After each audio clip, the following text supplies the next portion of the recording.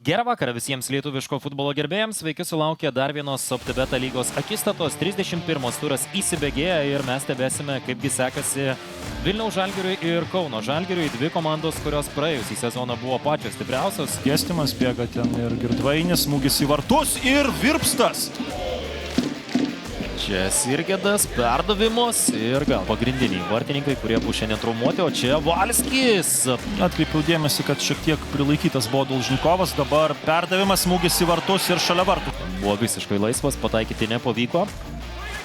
Bet pagal tokius pavojingus momentus galima čia sakyti, pavojinga.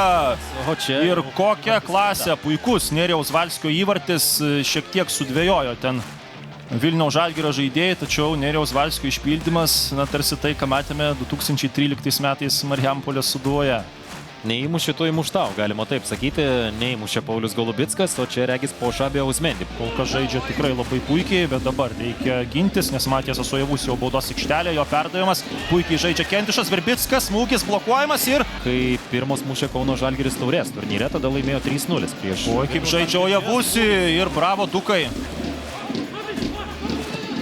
Kairę pusę, Momičius bando verštis per kairę pusę.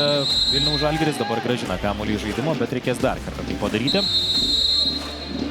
Ir geltoną kortelę traukėsi Manfredas Lukečiukas. Jurijui Kendišui jie rodo. Įspėtas yra Jurijus Kendišas už nesutikimą. Ohoho, raudona kortelė rodoma Jurijui Kendišui. Na štai taip, lygioje vietoje, galima sakyti, prisivirė košės. Verbickas 22 ir priekyje du puolėjai, Paulius Golubickas 10, Matijas Ojevusi 99. Puikus perdavimas, dabar Ojevusi, žinoma, reikia pagalbos, Girdvainis ten prieš jį, Ojevusis, jo smūgis į vartus ir... Jo perdavimas kairė koja ir labai neblogas perdavimas, čia galimybė smūgis.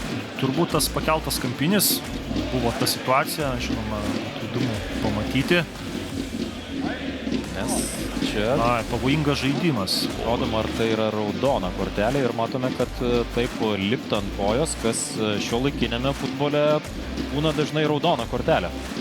Ir dabar turi mažumoje kol kas žaisti Kauno Žalgiris, perdavimas arčiau vartų, smūgis į vartus ir šalia vartų. Taip, matėme šiek tiek pašalytą koją, dabar perdavimas tolimų Virpsto link ir pelnytas įvartis antrame aukšte, štai taip Edvinas Girdvainis. Kas kitas, ne Edvinas Girdvainis, tokioje situacijoje muš įvartį ir bėga jis pas savo komandos draugus, 75 minutė, puikus smūgis galva, neturėjo priešnuodžių čia Vilniaus Žalgirio gynėjai ir tai yra tikrai labai rimtas ženklas. Rungtynių metu Kauno Žalgiris, Valskis irgi gavo traumą, o čia perdavimas ir smūgis galva atrankoje.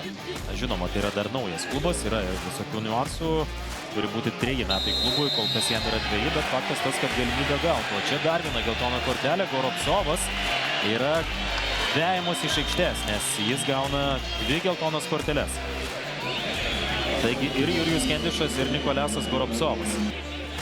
Du pagrindiniai žaidėjai aikštės centre. Išvyti, o čia smūgis galva buvo jauniausias savo komandos žaidėjas starto sudėtyje, bet sakyčiau vienas geriausių šiandien, o Manfredas Lukečiukas parodė šiandien net 3 raudonas korteles, skelbia nemačo pabaigą, tad Kauno Žalgiris laimi šį susitikimo rezultatu 2-0.